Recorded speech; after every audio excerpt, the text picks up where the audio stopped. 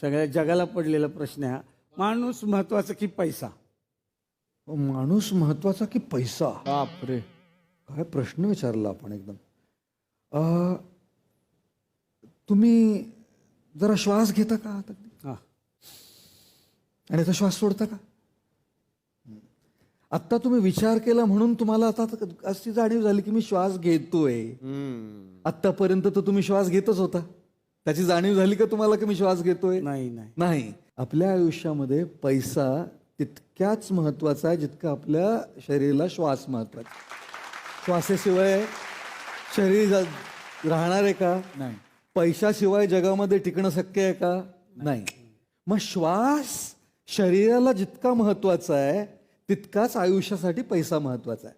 पण श्वास महत्वाचा आहे म्हणून काय आपण फक्त दिवसभर श्वास घेत बसतो का? काय करताय? श्वास घेतोय. जेवलात का नाही? श्वास घेतोय. टीव्ही पाहिला का नाही? श्वास घेतोय. बायको घरी आली का नाही? श्वास घेतोय.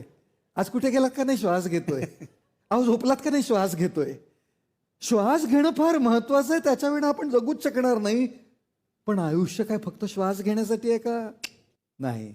म्हणून आपण जेवतो, टीव्ही पाहतो, परिवार असतो, आपल्या एक जबाबदाऱ्या असतात.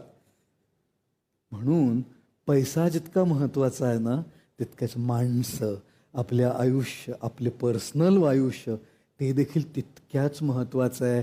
पण आपलं कसं आहे ना, श्वास श्वास श्वास श्वास श्वास. माणसं गेली खड्ड्यात. श्वास श्वास श्वास. श्वास घेतो, श्वास घेतो. जेवण नको, श्वास. अरे चित्रपट नको, श्वास. अरे चला हवा येऊ द्या, नको, श्वास श्वास श्वास श्वास श्वास. अरे पण बाकीच्या आयुष्याचं काय? पैसा पैसा पैसा पैसा. बायको नाही, पैसा. मुलं नाही, पैसा. स्वतःचं स्वास्थ्य नाही, पैसा. मानसिक शांती नाही, पैसा. मनोरंजन नाही, पैसा. स्वतःकडे दुर्लक्ष करत करत, आपल्या नात्यांकडे दुर्लक्ष करत करत जर आपण पैसा कमवला, अहो त्या पैशाचं काय लोणचं घालणार आहोत का आपण? काय लोणचं घालणार आहोत का? ते पैसे कशासाठी आहेत? सुखाच्या अनुभवासाठी आहेत ना. आणि सुख कशामध्ये येतं? गाडीने नाही येत सुख.